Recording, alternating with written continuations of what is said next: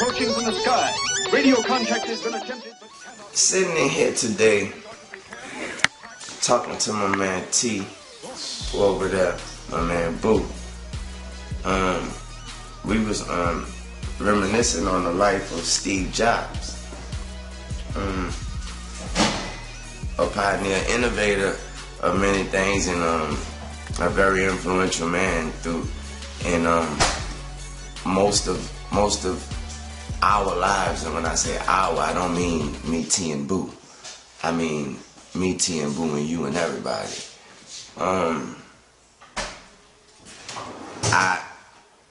I don't know a person that we can't. I don't know a person that hasn't been influenced in some sort of way by this man. And we lost that man, and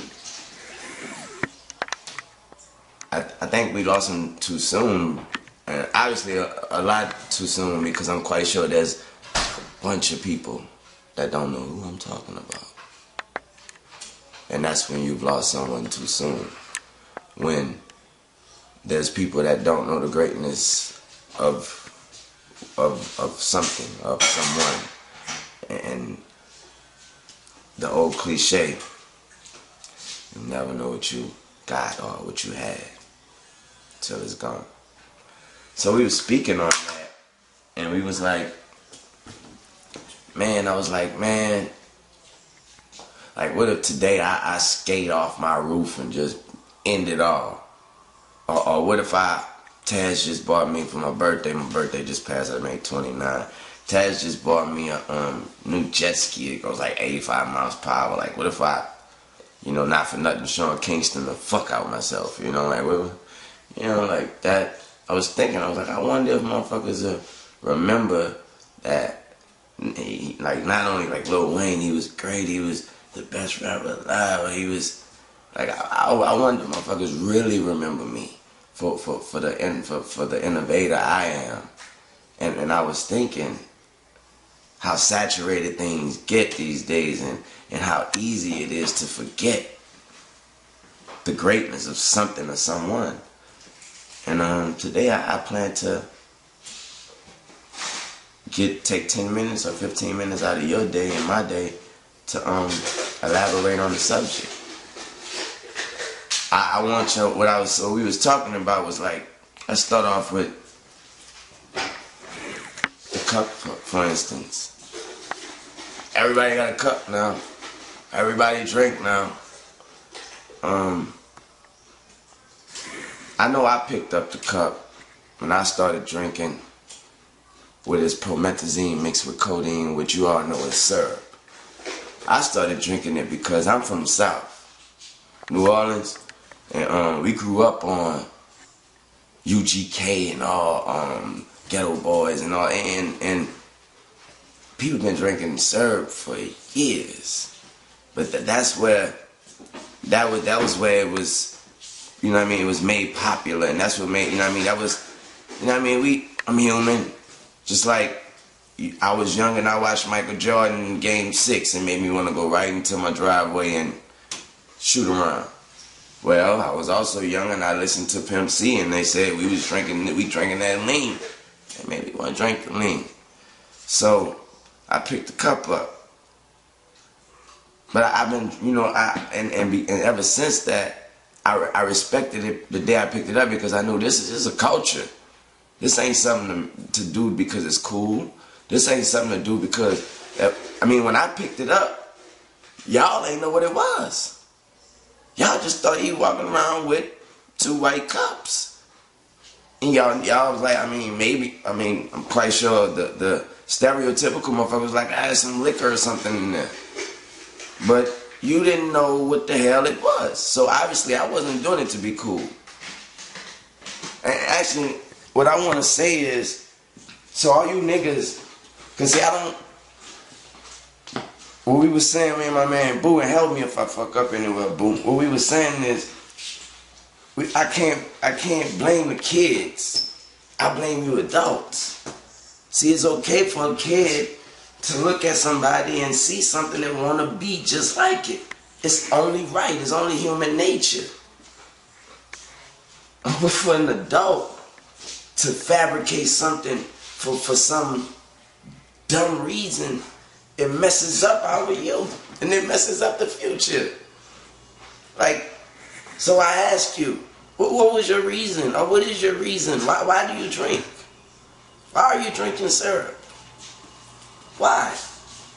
Because if you say, well, Wayne, you say your reason was because you was listening to somebody and, well, yeah, you're right.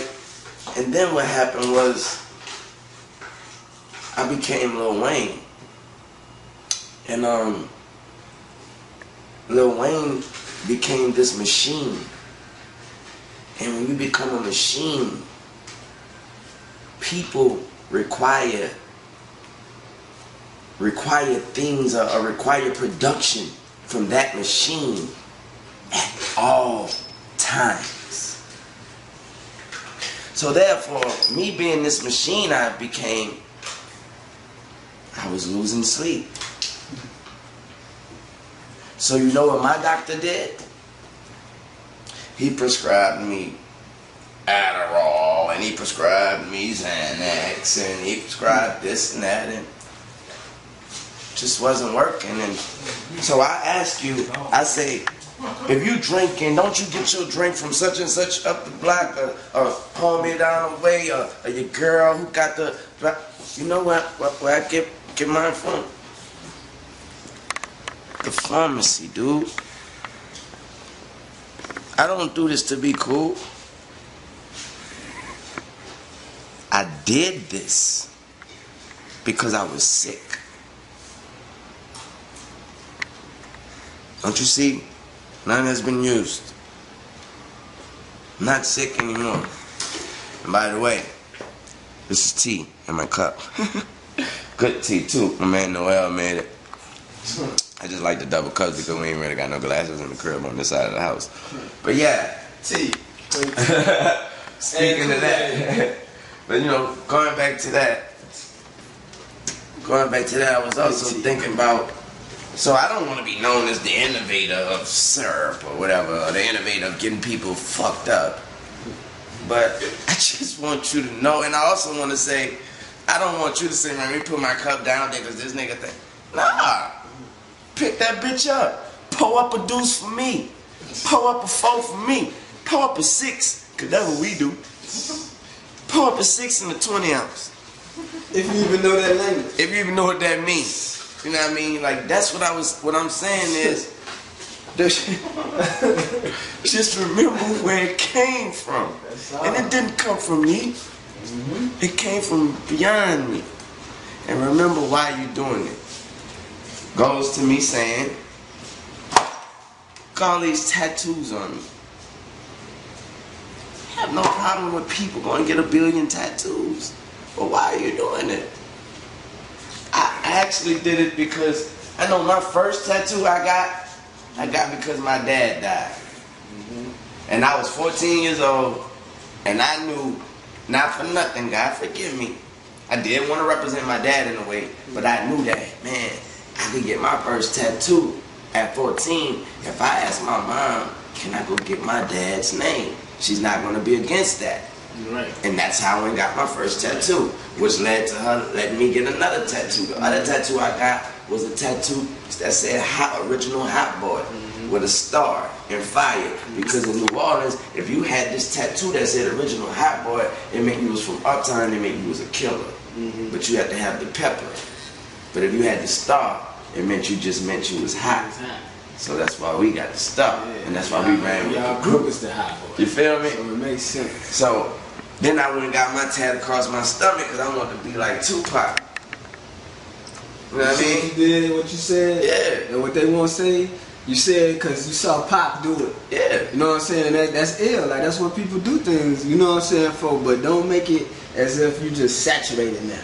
So-and-so wearing jerseys, then everybody wear their jerseys. Now, we all wear jerseys, everybody look the same. Right. That don't make it dope no more. Right. Because we all come in the same way. What we saying to say is, you fuck it up for motherfuckers like me. Because when I was coming up, we had heroes. Like we had, like I said, I got my tattoo because I wanted to be like Tupac. And at the time, I would tell the tattoo dude, that's why I'm getting it.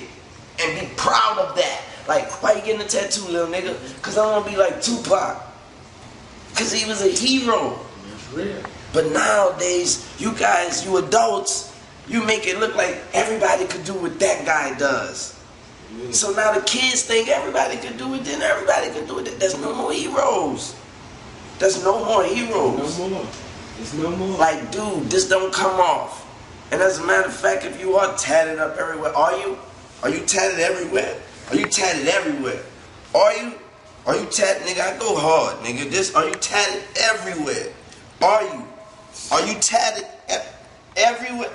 Are you, nigga? Are you tatted everywhere, nigga? Are you? Are you tatted everywhere? Are you? I do this. For real. Why do you do this? Let me show you something. I spent 1.8 million of my hard-earned money to buy this motherfucking car I had heard about called the Bugatti. I didn't buy it because I was saying, man, I want to be the first nigga with a Bugatti, and I want everybody to know I got a Bugatti. Because if that would have been the case, I'd have took this man with this camera, my man Derek G, I'd have took him to the car lot with me. Look, y'all, I'm getting this Gotti. You know what I mean?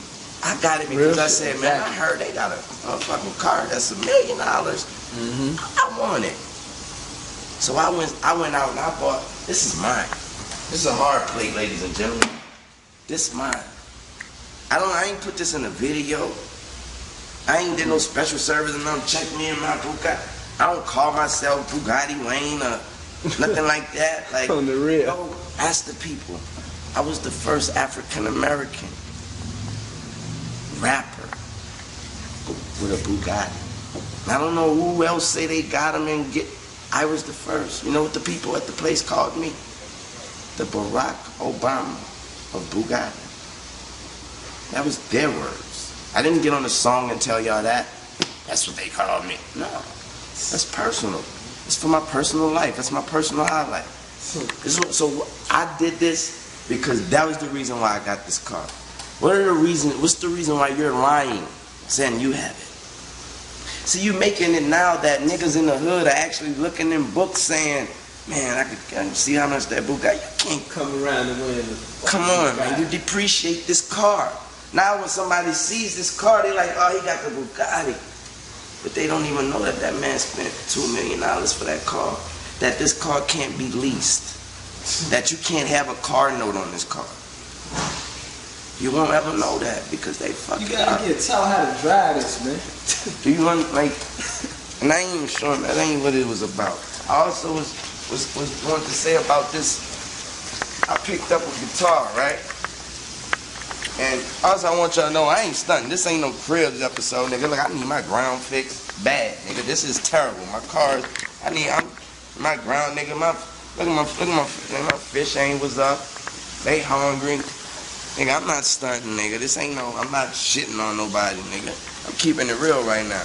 I was also saying, I picked up a motherfucking guitar and I put out a rock album. I just want you to know that I'm a very passionate man at whatever I do. I just want you to understand and ask yourself at all times, what's the reason you're doing or trying to do or saying you do what you do? Because my reason for picking up that guitar, because I want to learn how to play a motherfucking guitar and sing to a woman. That was my reason. Period. I ain't want nobody to say, oh, Weezy be rocking out. I want to be able to pick up a guitar and sing to a woman. It just turned out to be something else. I put out a rock album. It went gold. I bet you your girlfriend know how to sing Prom Queen. I bet you know what Drop the World is. That's from off my rock album. It worked. I'm passionate.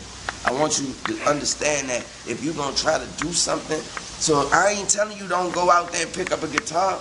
I'm not telling you don't go out there and switch your style. I'm not telling you don't go out there and try to make a new song where you singing. I'm not telling you don't do that. Because it might work for you. Because I did it and it worked for me and I wasn't the first to do it. But it worked for me. and now everybody else is trying to do it. It's not working for everybody. It's okay. Just remember why you did it.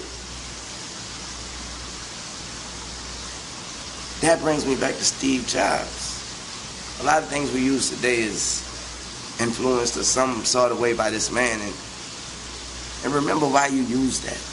Or remember why you do that. And for some people, and a lot of people, the reason is Steve Jobs. So what I want to say is, remember why you do it, and whatever is the reason you do what you do, and if so be it that reason is because Lil Wayne does it, don't be afraid to say that. And don't be afraid to stand behind that. Because when I came up, that's what it was about, saying I'm doing this because he's doing it. It was cool to say that. They was a hero. Who doesn't want to do what he's doing? But you guys messing it up now. And I have kids, man. 3 sons and a daughter. And I don't want them growing up thinking, man, I want a Bugatti.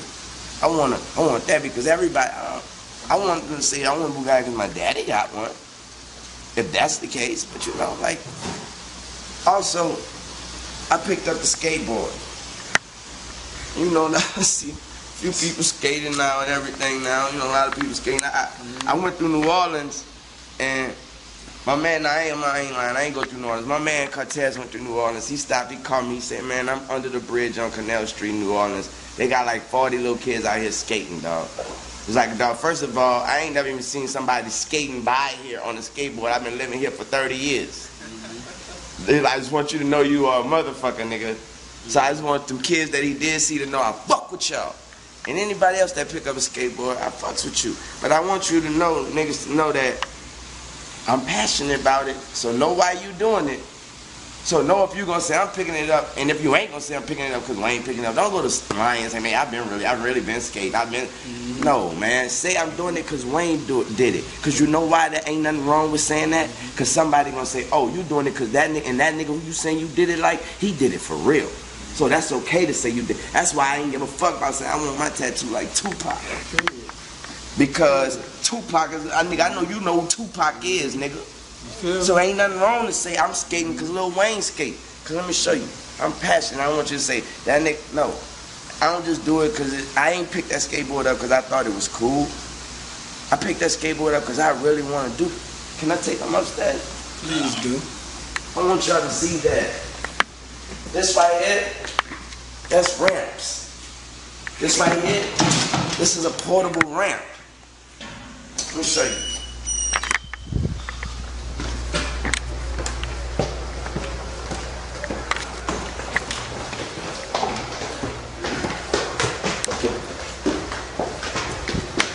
This wasn't set here because I knew Derek G was coming with the camera today. This was set here because that's my bedroom down there that y'all not about to see. That's my bedroom down there, and this is my balcony right here. This is my home, ladies and gentlemen. I bought this home. Oh, that's nice. I do this shit for real. So don't say, yeah, that nigga Wayne skating, he wanna be like a white boy. No, say that nigga Wayne skating, he wanna be like a white boy. Say it like that. Don't say that nigga Wayne skating, I ain't gonna land. No, say that nigga Wayne skating. He really skate. Skate. Like, I'm not stuck on these niggas' teeth. I just want to show them that, you know, like a nigga ain't flirting with this shit. If you can do that, don't act like, you know what I mean? I'm not stuck on this shit. You know what I mean? Nas, give him a good run. 50. I'm saying, I just want them to know that I'm not bullshitting with the shit. And yeah, them tricks, nigga, when a nigga get up there and do that and get up, them tricks, my nigga. Like, and I don't know how to skate yet. I'll tell you. I don't know how to skate yet. I'm in the process of learning, homie.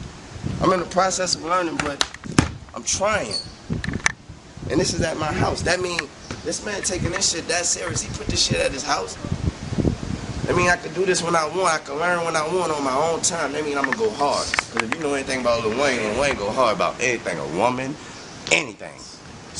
Rap, rock, you know what I mean, singing, skating. Every day I go hard. Touchdown, he done touch this boy.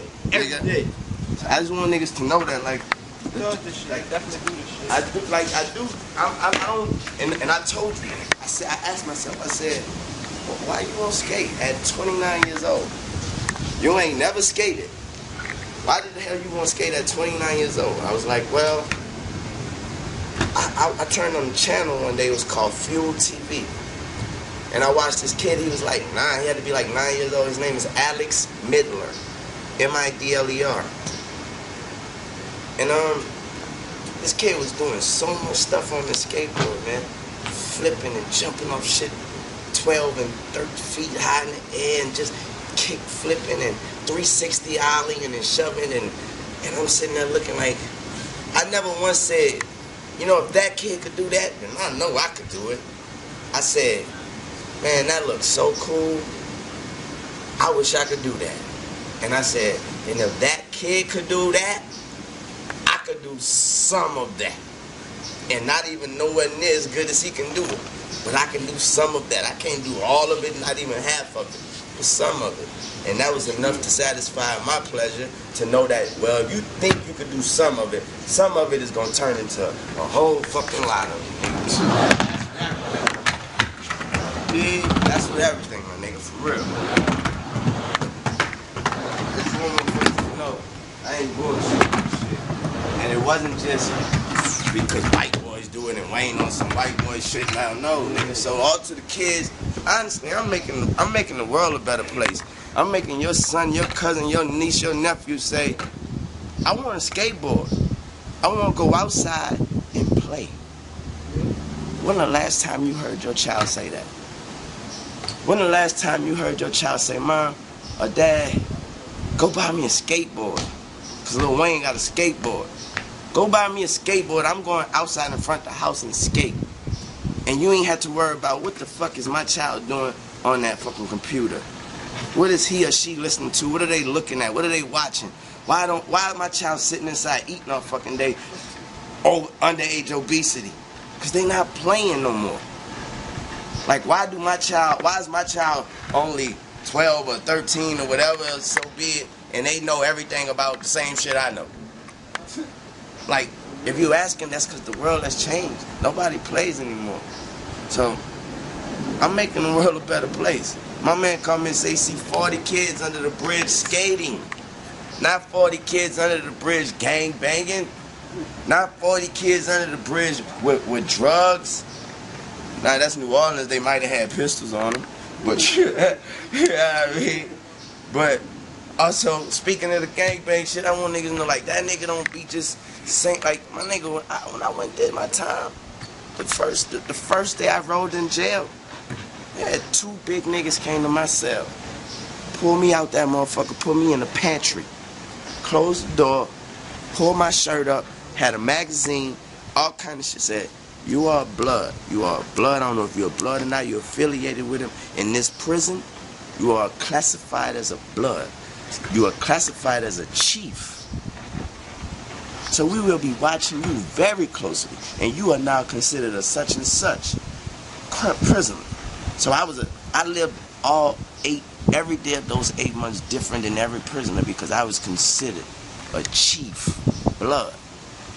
Not to say that that makes me an official gangbanger. The nigga don't test my shit. Don't test me. And don't think I do this shit for some odd reason. I do this shit because I got my own reasons. And that's what matters. Why do you do this shit? You understand?